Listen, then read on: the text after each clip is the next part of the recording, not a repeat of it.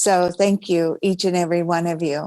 And I want to ask you, like when we're singing that song, Oyahea means praise the Spirit. And what George did for us is, and my friend Alice also wants to say thank you for being a part in welcoming her. So what George did for us is praise the Spirit in each one of us. And I didn't feel like just me anymore. I felt like me, the full container of each and every one of you, that saying your names, which I'm was going to do later on after an exercise, but I think it was more powerful here, George, to say your name and to bring forth the love that we know for each one of us. So thank you. Let's see if I can get beyond my infatuation with George to tell my talk now. But what is saying your name? Say my name. There's a song out. I don't know who sings it. Say my name, say my name. And it feels good to hear your name being said, right? So what is in a name? Science and mine, our philosophy is based, for me, it's based on faith. Faith knowing that there is a God, that there is the essence of God for each and every one of us. Not a person, not a place, not a thing. It is the divine wisdom constantly pouring forth through all life in its infinite. It is infinite and is expressing in a finite way in each and every one of us. We are the receivers of life.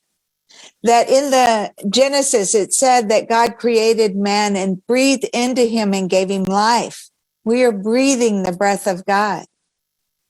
And as Adam came to life, representing all life, what we breathe in and then using the breath to speak out, we call forth our understanding of our world, our worldview, our meanings, our values, our beliefs are in the words we choose. So the Bible too, and it's funny because before I became a ministerial student, I wasn't a big fan of the Bible. But after reading it and chunking it down and looking at the meaning of things, I love it now. And it says, in the beginning was the Word, and the Word was capitalized like the word God. The Word was with God, both capitalized, Word and God. And the Word was God. So when we speak our words, when we name our experiences, we are giving them the meanings that shape our worldview. And I love it also that in research for this talk, it said that God paraded all the animals, the birds, and the things, walking things, I can't remember verbatim, in front of Adam and let Adam name them. God is doing that with our lives. He is parading life right in front of us, and we get to name it. So what is in a name? Who do you say God is? Who do you say you are? What do you speak of when you speak of the past?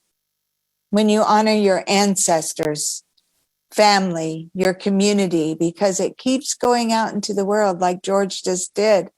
It's inclusive. What do you say about your community, your spiritual center, your world? And how do you name life as God parades it in front of you? And I'll pause for a minute in case anybody is inspired to answer that question. But who do you say God is? Who do you say you are?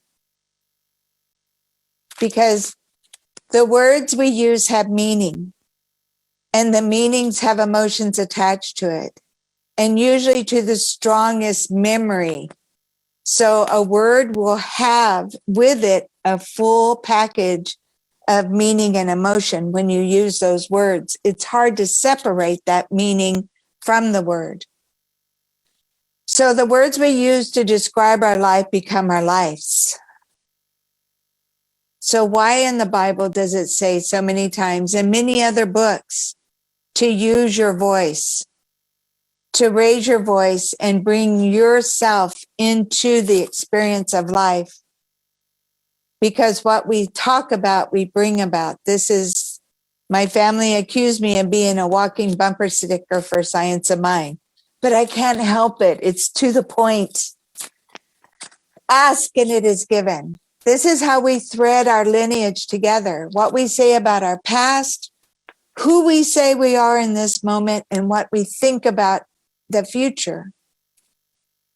Science of Mind teaches that if you change your thinking, you change your life, or that form follows thought. But we also discover that it's more than that as well. If George would have did that exercise in a different tone, it wouldn't have had the same impact. Our words are only 70%, or what we say is only 7% of words. 53% is tone, and 40% is physiology. So if we would have said, hey, everybody, let's say everybody's name and let's look at each other, and that whole tone gives it a different feeling, right? So the feeling of love, God is love and love is God. So that appreciation free flows life for you. And there are, in the research for the talk, I discovered that many cultures around the world celebrate the loved ones who have passed away. And it's important to know where we came from and who we are by virtue of our lives and those that came before us, because in our bloodline, in our cellular DNA, we are all connected. We remember through rituals, ceremonies, and traditions. And for those who champion for a cause, and for those who fed us daily, we want to remember those people for everything that they brought. It is believed that it's when the souls, it is, let me see if I can remember this correctly. The tradition is that they would celebrate toward the end of a harvest, at the end of a year. And that's when they thought the ground was most pliable or free to permeate from the two worlds, because they knew that the world gave them food. They wanted to give food back to the world. They wanted to feed and celebrate with food their ancestors. And eventually the celebrations went from the fields to the cemeteries. However, the celebration is still the same: to remember, to honor, and to feed, to keep alive the memory of those who are gone before us. The ceremony was always a celebration of life. Love and acknowledge your loved ones. They did things that brought you joy, convinced you. They were convinced that you showed up with sadness, that the loved one that had departed would be offended. So the tradition and the celebration was always to bring joy of the beauty of the life that was lived. And in the Hindu tradition, I found this very interesting. There's a myth that says the soul of a deceased warrior couldn't find food in heaven because he had never honored his ancestors with a food offering. So I find that interesting that we always offer after the harvest, toward the end of the year, before the winter. We want to offer because we know that it is a reciprocal universe and that we are open to the love, whether it is in form or in our memory. It's still with us. It's still a viable feeling that we can think about somebody and feel it in our hearts. And I want to also bring up that it is a place to go visit, to go celebrate. It is not where you go to live. It's important that we understand and know that. So when you say God, Jesus, or the universe, it invokes a feeling imbued with a meaning. You cannot separate that meaning from the word. So what does it come up for you when you say the word God, Jesus, or universe, or whatever you call God? What does it evoke for you? Anybody want to share? I'm looking. I see no little hands. Wonder is what Karen said. It evokes wonder.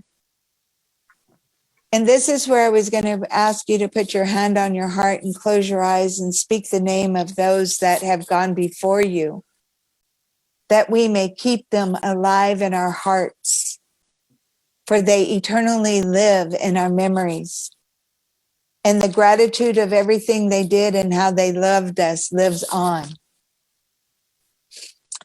So I was looking at what are some of the symbols I use when I think about the loved ones that passed. And butterflies come to mind, and birds. The memories fly in and they fly out. And then I just Googled butterflies and I found this story that it was a late day in January in New England when their son passed away in a hospital bed. Their daughter took his hand and said to her brother, "If you are at peace, let us know by sending us butterflies." And the mother put her hand on her heart and knew the chances were slim because it was too cold. It was too cold to expect butterflies. But in the next morning in the mail, they received an envelope from a school in the Midwest looking for donations. And the gift that they gave before they asked for the donation was a sheet of butterfly stamps, stickers. So ask to stay connected. Ask to still experience the joy. Science of Mind wants you, or my understanding of Science of Mind wants us to honor those that came before us.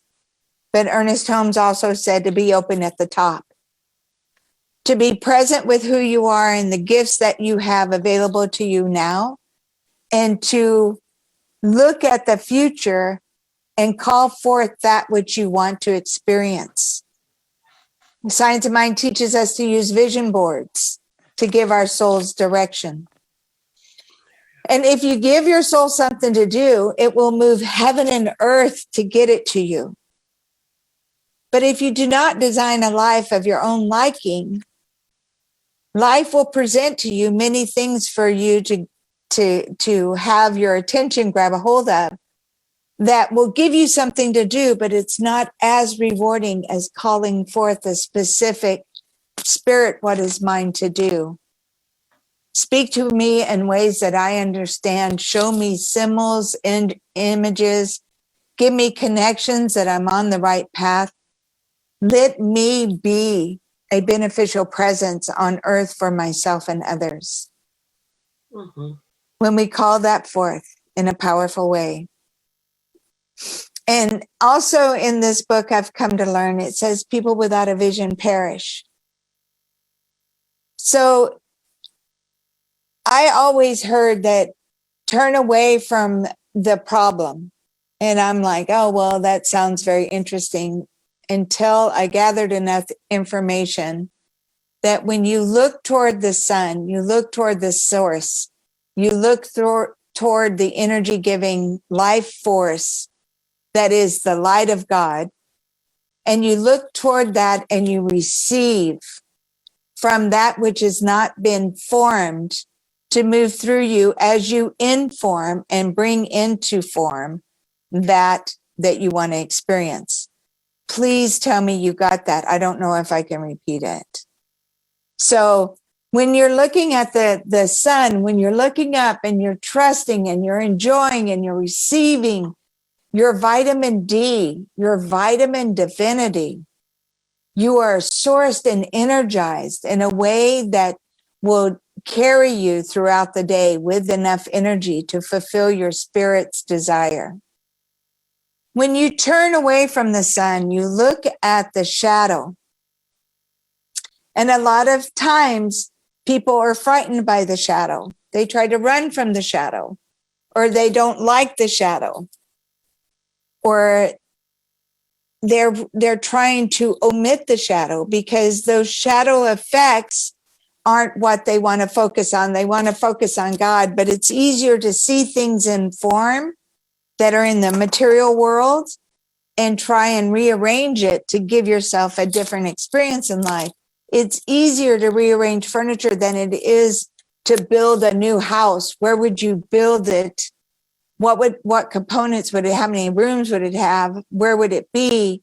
It's easier just to rearrange furniture thinking that the resources you have are in form, but God will fulfill the desire of your heart if you would but believe and dream and imagine.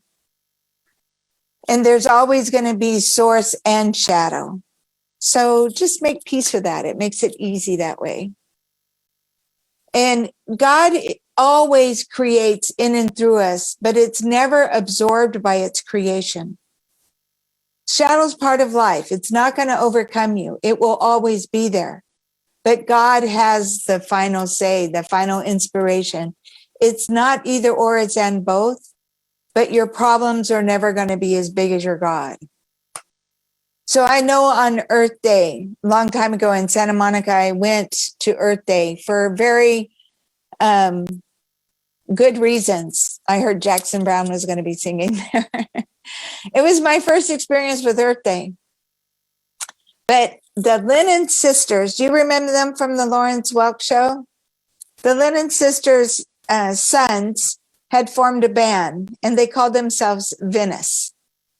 And they told that they had wrote a song for Earth Day, and they sang the song, and the words, I can't remember the title, but the words were that they want to save the world, but they're not even sure how to save themselves. Because we can get caught up in the doing instead of looking towards source and receiving the good and being joyful in the minute, like Bertha spoke of. It's not something you have to work at when you understand that it's your God-given right to be free and joyous. You do have to trust the rest of life is doing the same. We want to look at life and be inspired and get up and contribute. We don't, well, let me see if I can say it without being a mom.